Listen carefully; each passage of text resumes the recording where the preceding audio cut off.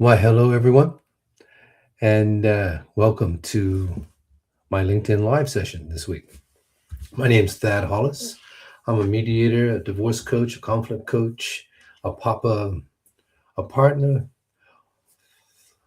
lots of things. But here we are today to have a chat about what happens when your ex is controlling the story and how do you stay grounded. This is something that comes up a lot in over the 30 years that I've had these conversations, that people will look at me and go, well, yeah, what she said or he said or what they're saying about me is not true. And that happens a lot, that people believe that they need to respond, that they need to have some sort of answer because they're telling a story. I need to be able to tell a story. I need to be right. I'm the one that fill in the blank.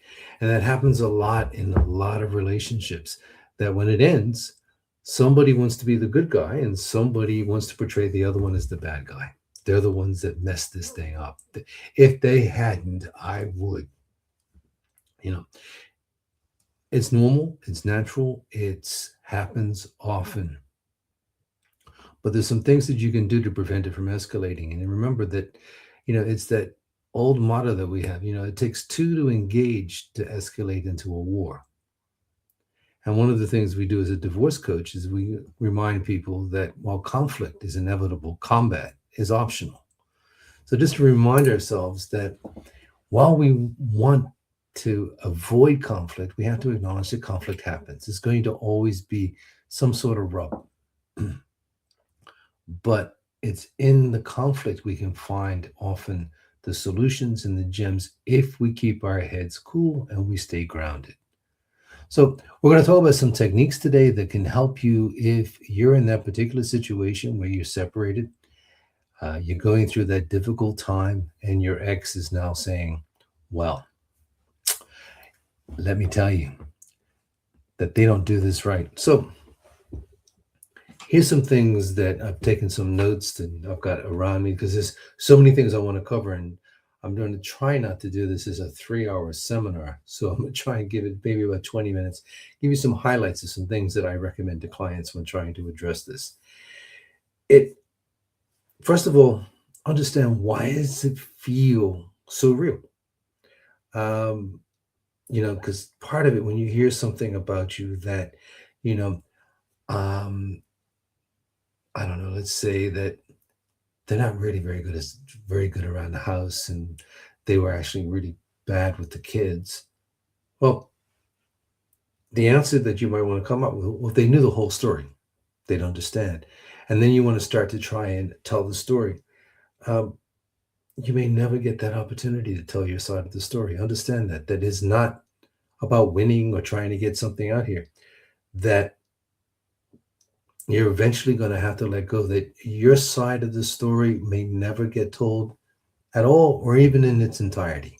That it's just going to be part of the separation. It's your story, and those people who are close to you may or may not be interested in hearing it.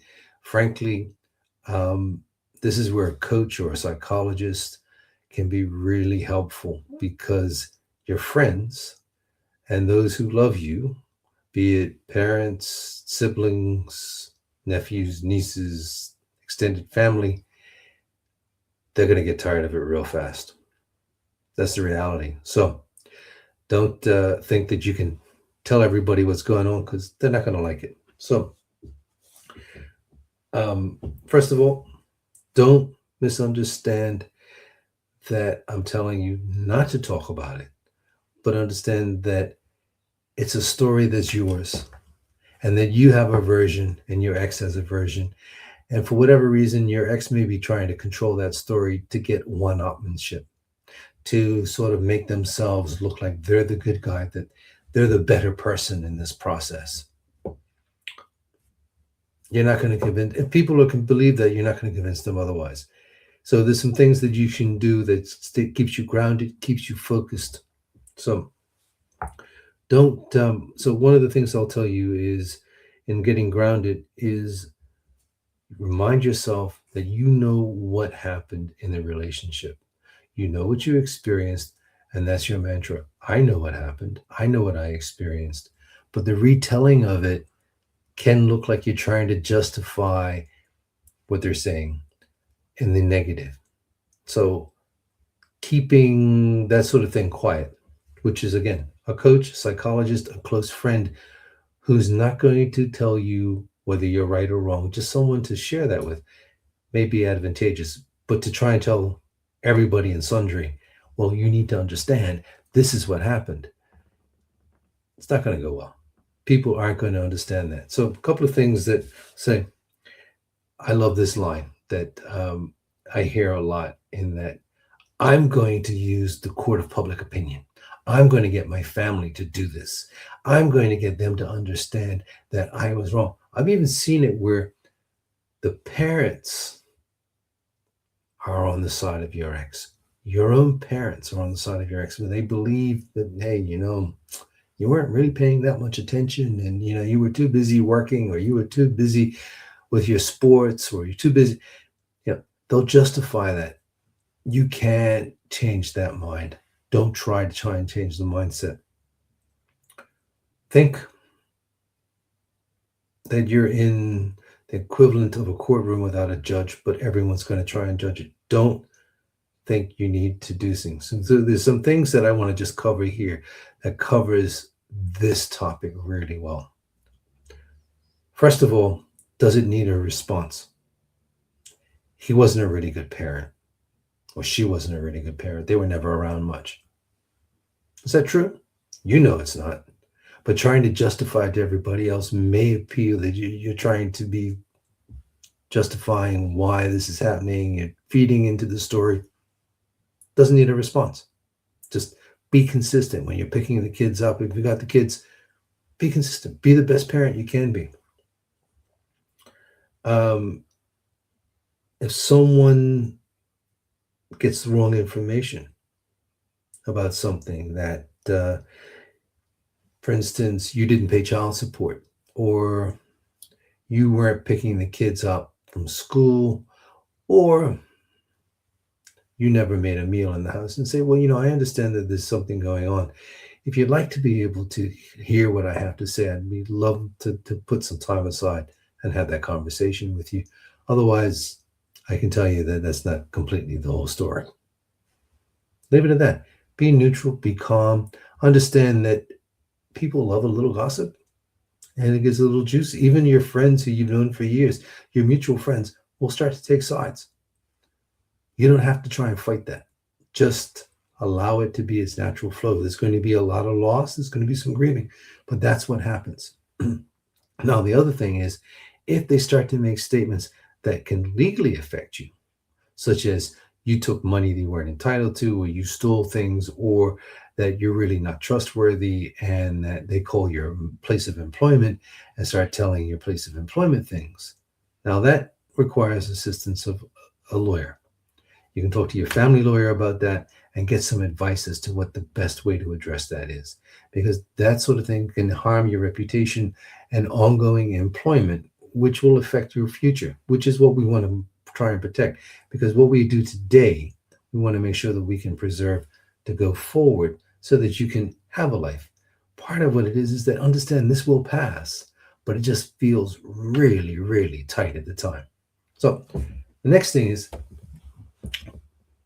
do not let the children be the navigators of information, the bearers of information. For instance, your daughter looks at you and goes, well, mommy says that you're just not interested in being. You can say, honey, that's not true. I love you. I love you 100%. I always will. And mommy and daddy just going through a really hard time. So, you're okay. And I'll let you know that everything's okay between you and I, and we're going to be fine. Something like that. Do not involve the children. The children are resilient, but they don't need to be involved in any disagreement, discomfort, or misunderstanding between you and your ex. Don't make them the battleground. The children are here first and foremost to be safe and reassured that both their parents love them. They know that, but they want to hear that. They want to see that. So if your ex wants to engage and make them cannon fodder in this. Feelings, don't engage, do not respond, take the higher ground. This leads to the next thing. Be consistent in your behavior. Time will tell. If you react poorly, people will remember you reacted poorly. If you act in anger and throw things, people will remember that, and that justifies whatever the ex is saying. But if you don't, and you have a script, and you go, I understand that you've heard that. That's not the complete story. I'm happy to sit down with you and tell you what went on if you're willing to have the time. You just be consistent. If you have the kids, be consistent. They can't be disparaging about the the parent in front of you. There's a mom or dad. They can't be disparaging. They can't say anything negative about them. Be consistent in your language in front of them. Do not say anything negative. When you're talking with your own parents about them or your siblings, don't say anything negative, because everything gets back and it starts to become that game of telephone we used to play in the kids. It's like we start to gossip and it starts to expand and the story gets bigger and bigger and bigger. You want to stop it? It starts with you. And that's the best advice I can give you.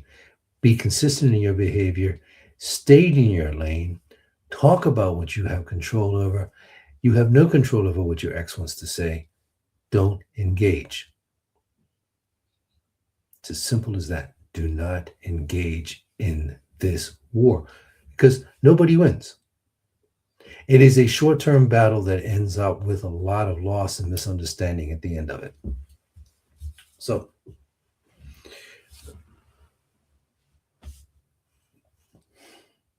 another way to look at it is, I've talked about this before in this format, is how we communicate. There's so many different techniques. Some of my clients are better using a text, some are better using an email, some are okay on the telephone, some are okay face to face. But not every email or every text requires an immediate response. What you can do is reply when you're ready. I've written this into parenting plans when, as a mediator, when working with clients, is that you have 24 hours to respond. I've seen it in other parenting plans that I've been the coach on, in that the responses will only be between this time and this time on a Friday. So, whatever is going to be the best way of communicating is that the parties decide between them that they don't need to be inflammatory unless it's an emergency, unless the kids are at risk or life and death is happening. Then that's important. Like emergency room, there's no waiting, there's no delay of waiting. But if it's like, you need to pick the kids up because I'm not available on Friday and it's Monday, the answer can be yes, but you don't have to answer right away. If the text comes back and says, you never pick the kids up on time, I can never rely on you, are you going to pick them up on Friday? Your answer might be, well, that's not true, because it doesn't need a response. Don't let it be a trigger. Calm down, take your time, wait 24 hours, and write back on Tuesday and go, happy to pick the kids up from school on Friday. That's it. Doesn't require the debate. It doesn't require the 17-page memorandum of all the things that you feel justified about, all the things that they've mistreated you around. Who cares? They won't. And while it may make you feel better to purge it from your system, understand you're making room for more. And you're making room for more aggravation, more animosity. You're feeding the beast that's just going to be overwhelming. And all that's going to happen is your miscommunication is going to get bigger and bigger. And your opportunity to communicate well around your separation, and to communicate well around time with the kids, and communicate well around getting a parenting plan in place, and communicate well on a property division, is going to be diminishing quickly behind you if you engage. So be consistent in your behavior. Be courteous, be polite, be clean in your language. If you can only write in monosyllables, write in monosyllables. Yes, no, thank you, glad to. Doesn't need to be a debate. Doesn't need to be lengthy epistles about what you think you need to tell them about everything they've ever done wrong, because it doesn't matter anymore. You're separating. Focus on what matters is your sanity and your grounding. So, a couple of little things that we can do. One, name the facts. What's going on here? You have a text, you can respond, right? Remember, you are separated. You don't live with them anymore, so you don't share the housemate stuff anymore. You don't share responsibilities of who has a cleaner house or who has to. You're separated. You cannot control what your ex says, right? Remember, what other people think of me is none of my business. Remember, what your ex tells other people, you have no control over. People will choose what they want to believe. You can't change their mind, but they will observe your behavior, and that is going to be your greatest tool. Change your behavior, be consistent in your behavior, suit up, show up, be present. And then here's some things that you need to really focus on. Be calm, be honest, be respectful, be present. The toughest thing in going through a separation is being present, because we're constantly trying to think of the past and we're constantly going forward to, if only I. No. What's in front of you right now? What are you doing right now? Where are you right here and now? What are you looking for? And the next thing is be calm, be respectful. How would you want to receive this message? Would it be something that you'd like to see? The answer is no, then don't send it. Pretty simple things, but really hard to do when you're in the moment and you want to just send that text because you feel justified. It doesn't matter. Your ex will do what your ex does. You're responsible for what you do. You're responsible for your kids when they're with you. You're responsible for your behavior when you're alone as well as when you're out with others. Engaging in negative dialogue has a temporary satisfaction, but it grows short really quickly. It sours on us very quickly. People don't want to hear it. People are bored with it. People don't want to know about it. People who you are sharing with don't care. They may listen once or twice, but by the third, fourth, fifth time, they're going to go, get over it. I'm done. So find a good coach, find a psychologist, find a trusted friend that doesn't mind being that ear that bleeds when you need to tell them all the things that are wrong with your ex, so you don't have to go out and act with your ex. You do not have to respond to negativity. You can respond to negativity with kindness, compassion, and consideration. Kindness, compassion, and consideration. So,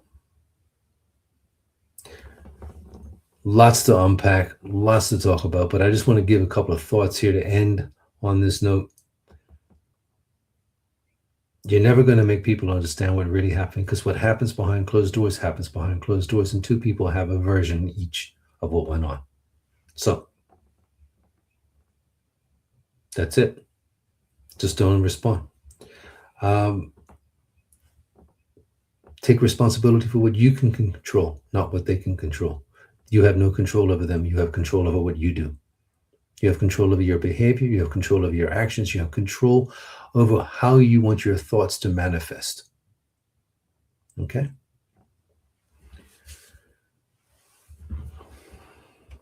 So stay grounded, stay thoughtful, stay present. Don't rush out and grab the mic, because this isn't a contest. No one wins in this one. If your ex wants to go around saying things that they want to say, no matter how hurtful they feel, no matter how much you want to respond, no matter how many times you feel you need to tell them that they're wrong, it never goes well. My experience is it never goes well. Respond calmly, respond sanely, respond with respect. So I end with this. I call them the 3 C's, even though there's a K in there: kindness, compassion, and consideration. Act with kindness. Be considerate. Act with compassion. kindness, consideration. Be there, be present. Most of all, if you've got kids, be there for them. They're the ones that are going to be wanting this surety and this comfort and this security. And believe me, this too shall pass. That if you're consistent in your behavior, people will see your behavior. They'll see how you react and they'll figure it out. Be your own truth. You don't have to convince people with your words. Convince people by your best behaviors. So I'm going to end on that note.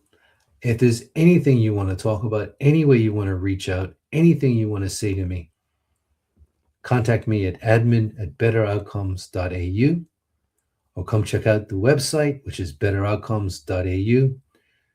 Happy to have a conversation, book a free consultation, always willing to talk, whatever's available, whatever you want to, on your mind, whatever you want to talk about, we'll do a free consultation. Happy to assist. Anybody who can think of a client that they may have they want to refer to, again, free consultation. I work with a number of people. I do networking where I will refer my clients to family lawyers, psychologists, psychiatrists, counselors, nutritionists, um, accountants, family planning, whatever we need, we'll do for the client because you'll get through this. Okay, so that's it from me. Thank you all for listening. Thanks for tuning in, and anytime, reach out. Happy to be of use.